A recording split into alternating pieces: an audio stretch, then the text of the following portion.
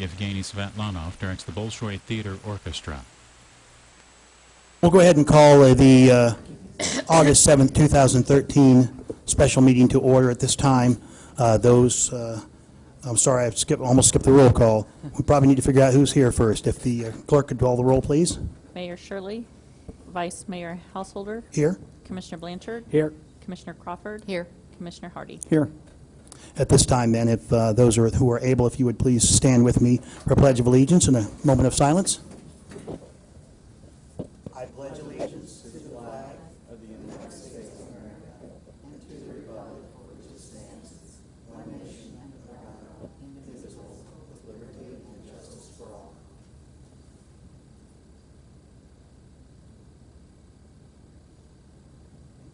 Thank you.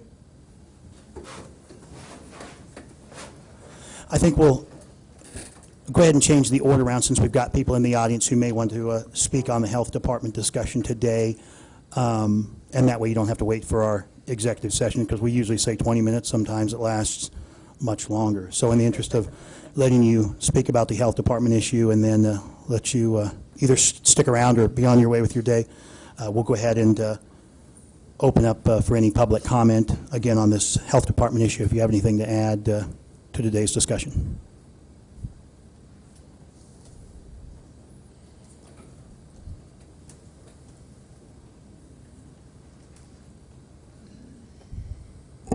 I'm Stephanie Wolf, the Maternal and Child Health Coordinator at the Health Department. And I just wanted to speak to the idea of the joint interlocal agreement, if that is anything that's going to be discussed.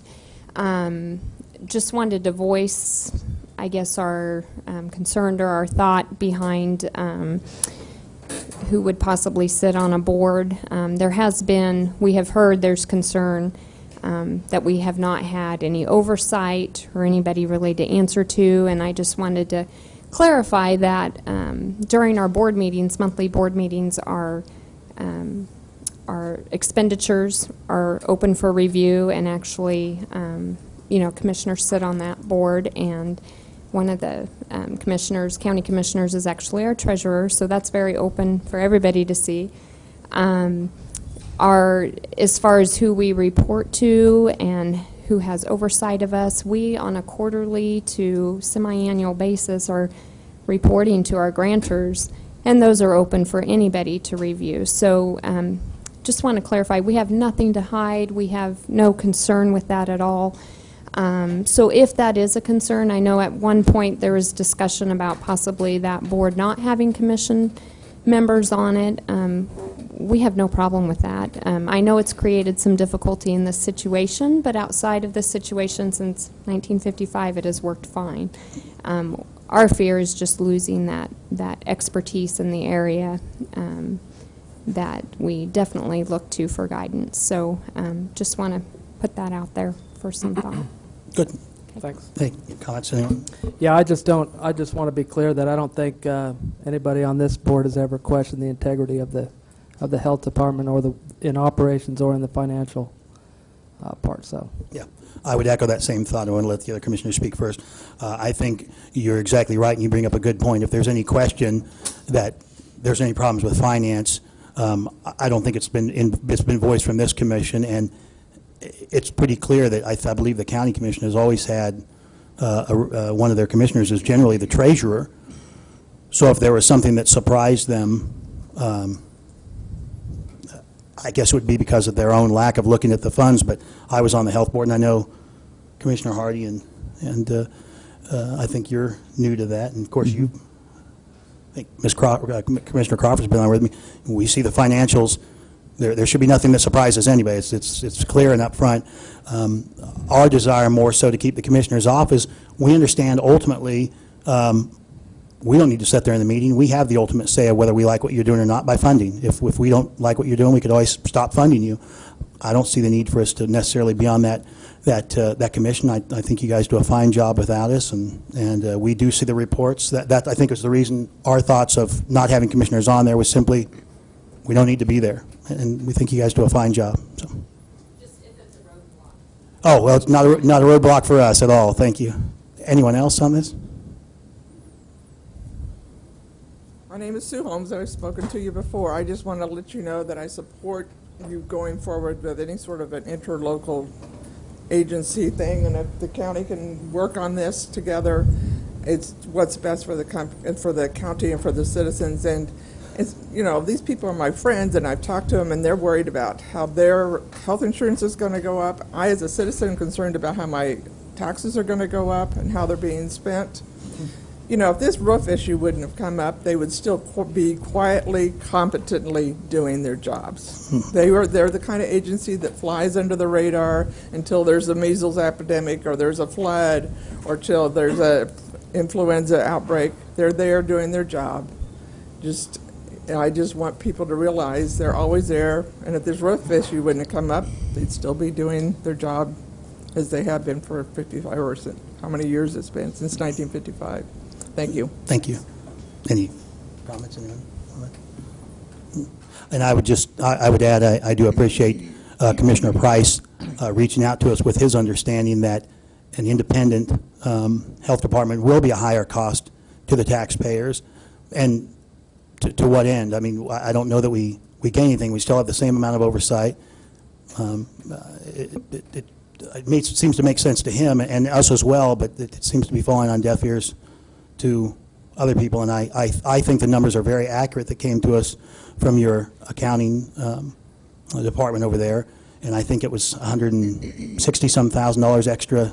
Was about right? Estimate $169,000 in new health care. Or to cover your benefits, as well as an increased cost to the employees of an average of what they say, as much as $3,600 or something like that.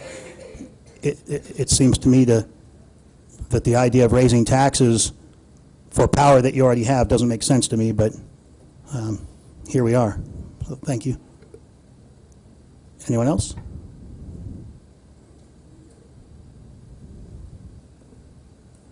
Okay. Thank you. Vice Mayor, I move to recess into executive session for 20 minutes to discuss with legal counsel matters subject to attorney-client privilege for the reason that public discussion of those matters would waive the privilege and adversely affect the city's interest in the matters, and reconvene at 3:28. Second. I have a motion and a second to convene into executive session until 3:28. All those in favor? Aye. All opposed, same sign. The motion carries. We're in executive session. Do you anticipate any action after this? Yes, there's a possibility you may take action. Okay, thank you.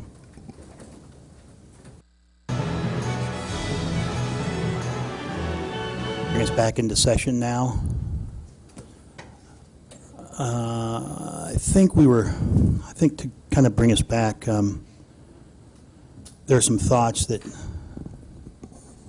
the Commissioner Guile from the county had put out, wanting to, and we appreciate that he wants to see the some form of interlocal agreement. I think that makes sense, and maybe we can send over kind of a preliminary, knowing that there may be some changes or modifications with that. I think that makes sense and might be a good step to, maybe he wants to see what that would look like, what the new agreement would look like, and I think that's a fair assessment. I know we've also had, there was some discussion on our offer about, and we might clarify this, I believe it was $500,000 from us for our kind of what we estimate as our sort of offer to help repair the roof. The county had offered $500,000, and I think there was a slight difference in that amount. There was about $22,000, or is that about? Yeah, commissioners, your proposal that's on the table for the county commission to consider has or contains $500,000 contribution by the city, presumed $500,000 by the county. That obviously adds up to $1 million. And at least according to the number in the paper, the repair cost may be slightly over that. I think the number was 1.022 or $1,022,000. And so a suggestion, I think, in your proposal, if you'd like to entertain it, would be of the $500,000 that you had agreed in the proposal that could come from the health department fund balance for purposes of renovation, that you'd be comfortable with using a portion of it, maybe up to $100,000, just to be sure you have enough, to help cover any excess costs for the roof repair over $1 million. I think that's a pretty easy risk to address because it doesn't look like you probably will be $20,000 to $30,000. Sure. But you could easily say up to 100 of that 500 for that purpose. It honestly gives both entities more flexibility, and again, it really shows the partnership in that aspect as well. Okay. And if I may, and in speaking of that, we're still speaking of the combined funds as they exist, so that it would amount to, the thought was to enable both entities to share in whatever that cost is over Would be. $1 million. Sure, sure. Up to the 100,000. So just a slight modification in our offer to basically say we see that as more as of a 50-50 sort of repair there. It enables you all to know that your previous commitment to the $500,000 stands. It enables, from the county's standpoint, as we would understand it, their commitment of the $500,000 to stand. Those are both fixed amounts. That variable amount being whatever that margin is to actually get the contract done. The roof contract. Yes, Yes. the repair contract. And to utilize whatever portion up to 100,000 of those combined funds would be necessary to be sure that the job was able to get the job done. And the remaining, whatever was left over, that be it 478 to 400, could still be used for remodeling or moving offices or anything else that we felt wouldn't be necessary in there? Okay. Yes. That was the thought, yes. Okay. Any other thoughts?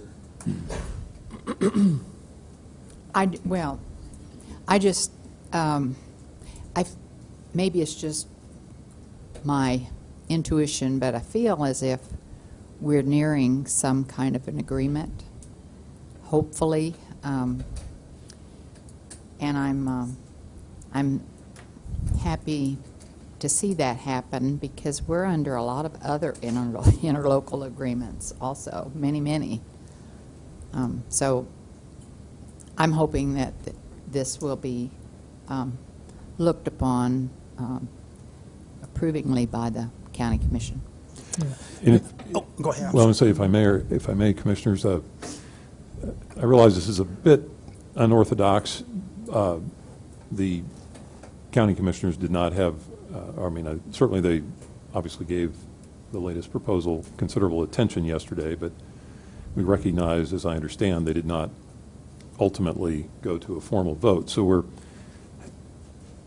I think we're in one of those positions where, yes, we would be re-articulating a latest proposal from the city, if you will, without awaiting or causing the county commissioners to feel like they had to respond.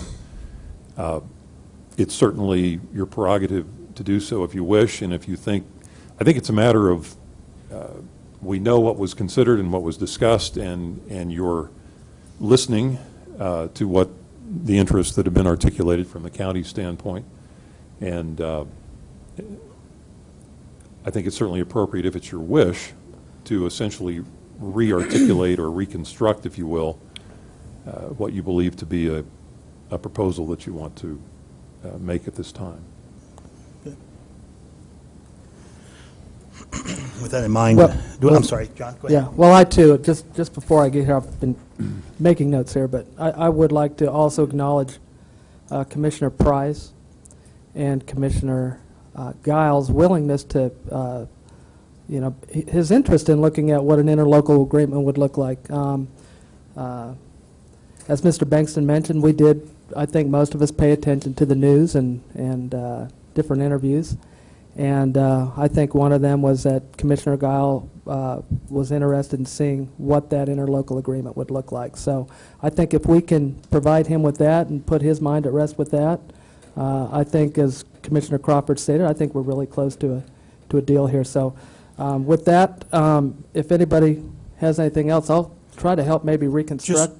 Sorry, John. Motion? I do have just real quick, but give you time to maybe construct your motion. Very good. I just brought up an interesting question. How many interlocal agreements do we have roughly? I'm just curious. Do we know offhand? Oh, it looked.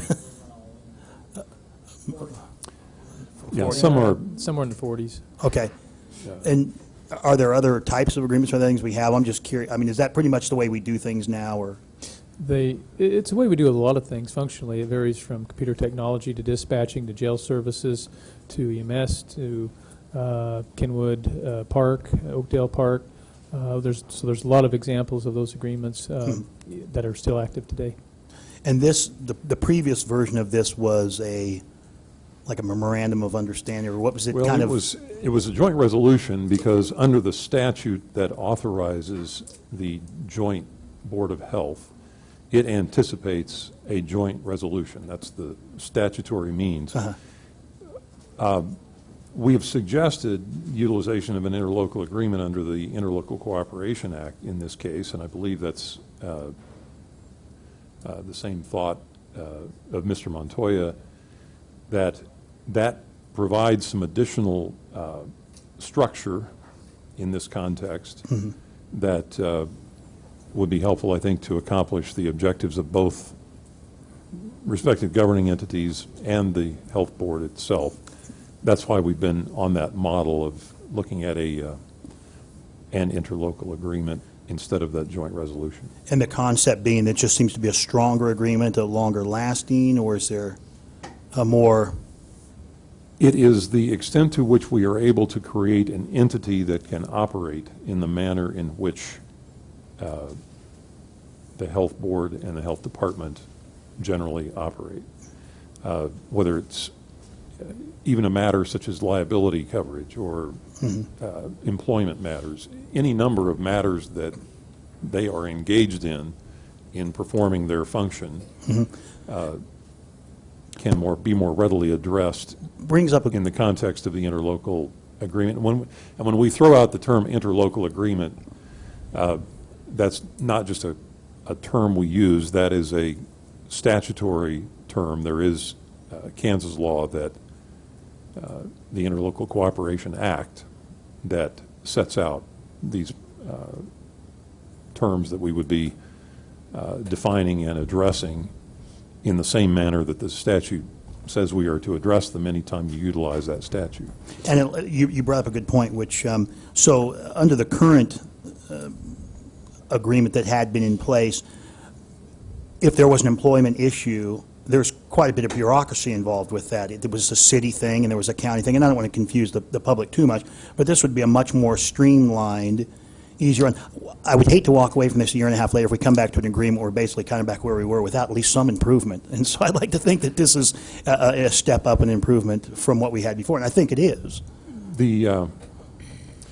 Yes, I think it's fair to say that the objective would be that from a legal standpoint and the operation of the entity, we are able to create what has its own corporate identity, but yet in the agreement we are able to build in the safeguards that the two governing bodies, as I understand, wish to retain as you carry out your responsibility in relation to programming and funding, since both elected bodies would still ultimately be the funding source.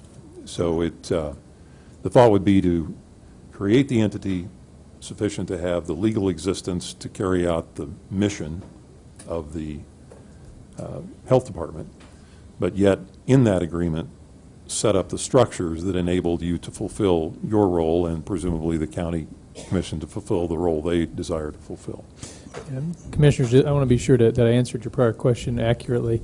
Deputy City Manager Scragg reminded me that when we talked about 40 or 50, those are the total number of agreements. There are various forms of those. Some of those are interlocal, some aren't. In modern times, we've always used the interlocal agreement tool because of some of the reasons that Mr. Binkson had said, as well as the fact that it's just that's by default we think the best tool. A resolution does mean a little bit something different to the county. It's more meaningful to the county than it is to the city typically, and interlocal really puts it up there where it needs to be. So we're not dealing with separate entity issues, which are important to the health department, and those issues of risk and exposure and liability and all that type of thing. It really is a tool that's best applied for both entities. It gets us where we need to be. I might also add, if I may, that the reason we suggested this sequencing was that if it is your wish to advance the drafting of an interlocal agreement, in the time frame that I assume would be helpful. I would appreciate the chance to visit with you on what that proposal would look like in executive session, some of the details as we would begin that drafting work. But didn't want to take you through that or the or the folks that were waiting unless and until we knew that was your wish. If that is your wish, it would be appropriate to act in terms of that direction, and then would appreciate the chance to spend some time with you on what that proposal might look like. Might look like, okay. And then I may just want to open this up to any more public discussion, just since there's been some discussion as what our steps may be before you maybe make that motion, just to conclude any, see if there was any more thoughts from the public on this or anything they wanted to comment, or if not, we'll let John make his motion. It looks like. Anybody? Anyone else can make a motion, too. Yeah. Oh, there she goes. Hell.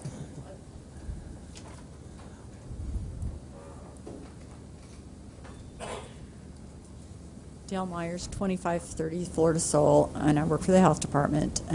I'd just like to thank all of you guys for the time and effort you put into thinking about this thing. And I know your end goal is the public, care of the public health, and also, being fair to the taxpayers. And I think that what you're proposing is very reasonable, and just want to applaud you for keeping at it and not giving up and just Great. abandoning the health department. Thank you. Thanks, Dale.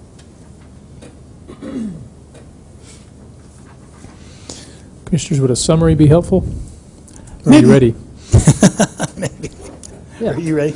If I was to summarize the action, I would say that, as Greg mentioned, one, you would want to reemphasize the current proposal still in effect for consideration, that the portion that would provide up to $500,000 from the current combined fund balance of the health department that you had in our current proposal allocated for renovation, remodeling, could also be used, or at least up to $100,000 of that could be used for any cost to repair the roof in excess of $1 million, and that you would also then direct the city attorney to communicate to Salina County, or actually to work on drafting an interlocal agreement to be sent to Salina County for their consideration based on their request. So moved. Second. We have a motion and a second to do what Jason said. I'll keep it simple for you all. All those in favor? Aye. All opposed, same sign. That motion passes 4-0. How much time would we need for that? An hour? If you'd rather, I don't know if anybody, there would not be any action following that discussion other than that I We would could say 30 start minutes drafting. and 30 minutes? So if whatever interval you would feel most comfortable with. We can start with 30, yeah. Mr. Vice Mayor, I move to recess into executive session for 30 minutes to discuss with legal counsel matters subject to the attorney-client privilege for the reason that public discussion of those matters would waive the privilege and it adversely affect the city's interest in the matters, and reconvene at 4:15 p.m. Second. I have a motion and a second to adjourn into executive session. All those in favor? Aye. All opposed, same sign. We're in executive session.